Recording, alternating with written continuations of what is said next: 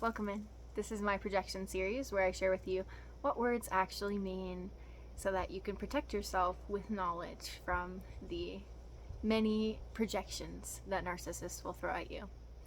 So a projection basically is when a person disowns a part of themselves and tells you that it's you.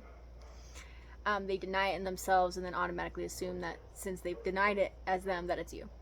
And narcissists do this a lot with criticism. It's really common in the distorted masculine archetype, especially. So like dads, males in general. I'm not a male hater. But it can be in females too. So we'll get one thing straight. Narcissists are always in their cycles of idealization and devaluation. So on one second they'll be putting you on a pedestal, and on another second they'll be, thinking you're the most awful person ever. And it comes from their deep insecurity, right? So they really envy you. And then to comfort themselves and the deep inferiority they feel because of you, they decide to devalue you to make that feeling stop. And they're not taking the right action, so they'll just continue devaluing you.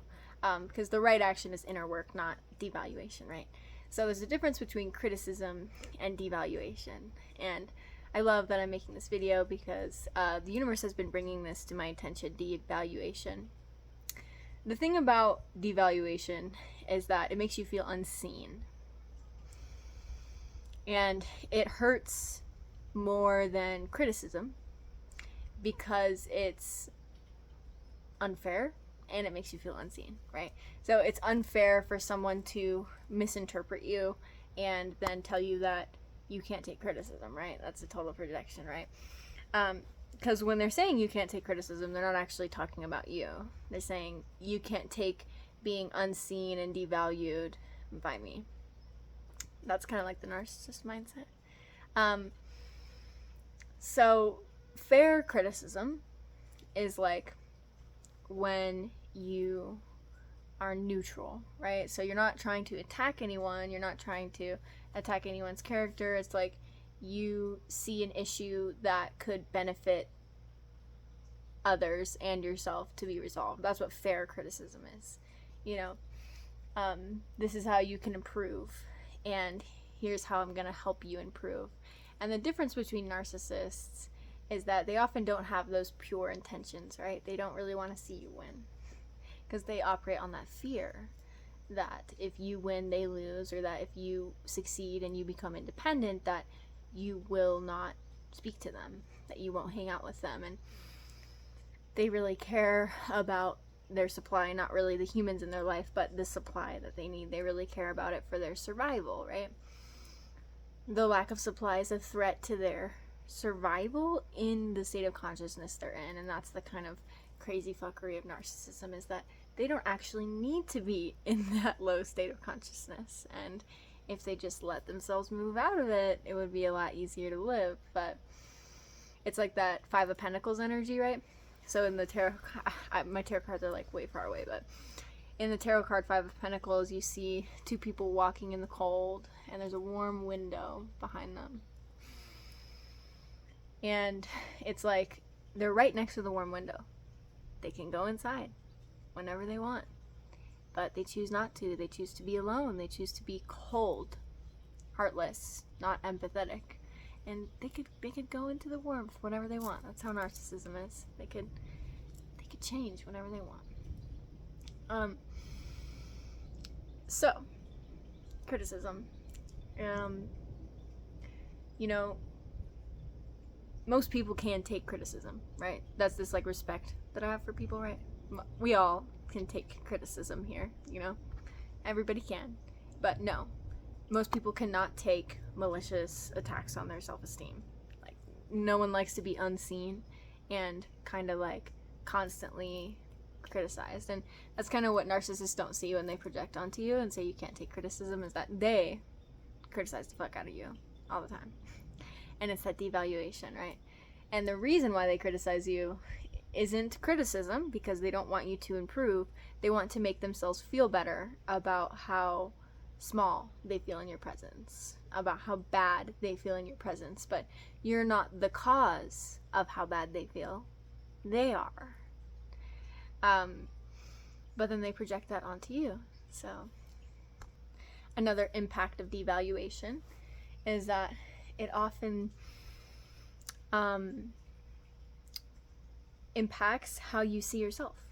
You know, when you're around mirrors and people that constantly make you feel unseen, you know, it makes sense that it's hard to see yourself. It makes sense that it's hard to recognize how great you are and see how amazing you are and see your value, right? Like, the whole point of people is that when they mirror, like healthy connection, when they mirror you back to you, what you think and how you are, and they mirror your joy and even your sadness, you feel like you're not alone and you feel seen, and that feels good. But narcissists are incapable of doing that.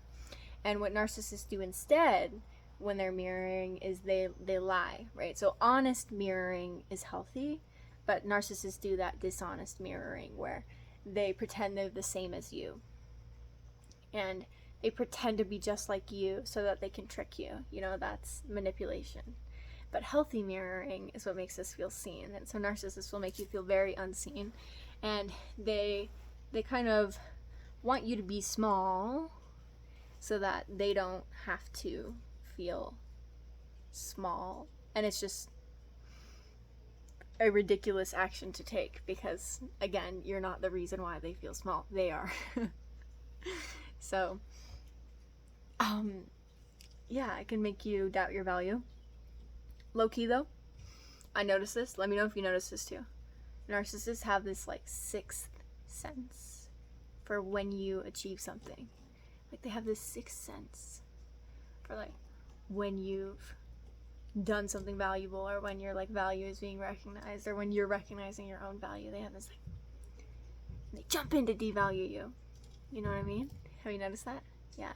It's like oftentimes they jump in right after you achieve something.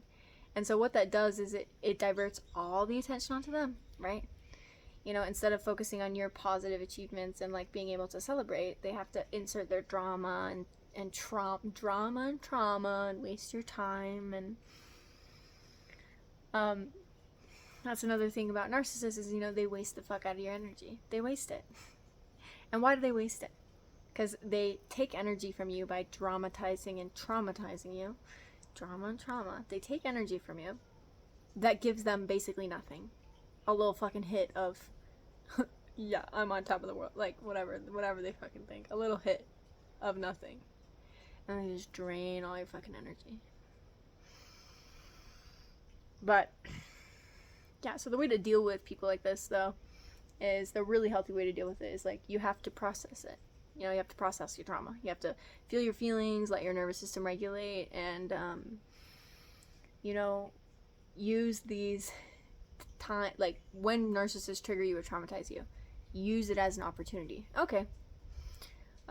Is there any past shit that this is reminding me of? Let's heal that. Let's let my body release that, you know?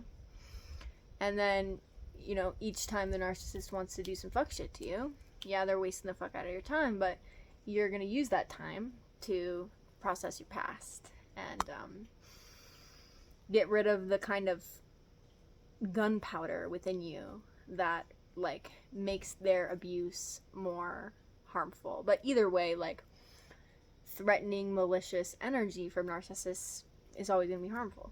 Always. Always. Like, it puts everyone's nervous system into fight or flight or fawn, like, or anxiety. Everyone's, because that's how humans are wired to be, right? Our survival instincts kick in when there's a threat around, and that's the most fucked up part about narcissists, right? Is because they pretend they're not a threat. They don't outwardly show that they're a threat to your safety, your emotional safety, because, like, your emotional safety matters. They pretend they're not a threat, and so when your body's in fight or flight, like, you look like the idiot or whatever, but it's really normal. It's really normal, you know, for that to happen. And then there's strength that can be built where you don't go into fight, flight, fawn. That's actually where you get a little more safe, right? Like, there's this, once you kind of work through your past and you start processing your triggers and processing your past, you kind of create this like unshakable kind of walls and boundaries where it's like, yeah, whatever, motherfucker.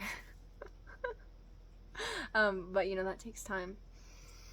And some people need therapy for that. What I like to do is journal. So I've kind of taken a non-traditional path when it comes to healing, where I've used a lot of spiritual teachers, help and skills, and like just watched a lot of people on YouTube, and mainly guided myself. I found that self-guided healing is the best path for me. Like, it's not for everyone, but it's the best path for me, because I can really attune to my needs, and since I've been through a kind of horrific amount of trauma, you know, it was really hard to heal in front of people. You know, I really needed to heal with myself and do it alone because I was so afraid of people. And, you know, myself was the one self that, like, I wasn't afraid of. So it's like, it was easy for me to open up and for me to really receive healing, right?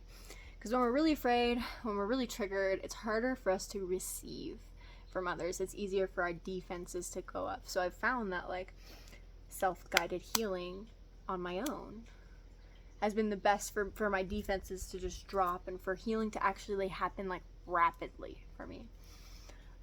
But it's rapid as well because I'm always like determined to like do it. So yeah, if you want to like learn from me and the skills that I use for my self-guided healing, I have a journaling framework in my description in my shop. I'm also working on a course right now for all of you guys to help you guys heal your relationship with yourself, like I did. So yeah, stay tuned for that. And yeah, don't let narcissists devalue you and call it criticism. It's not fucking criticism. It's not fucking criticism, dude. Learn the meanings of words. So that's a big thing in this series, this projection series. Narcissists don't use the right meanings of words, right? They disguise their behavior as other things and then use the wrong words. And to dishonest people, right? Dishonest people, they don't have that mechanism that is like, is this true? Am I right about this? So whatever comes out of their mouth, they have that pride of like, yeah, I'm right because I said it. But that's an illusion. It's a mask. So yeah, spot the difference between devaluation and actual criticism, because I know you can take criticism. You can, but nobody likes to be unseen and devalued, and nobody deserves that. And you're not the problem if you feel bad about that.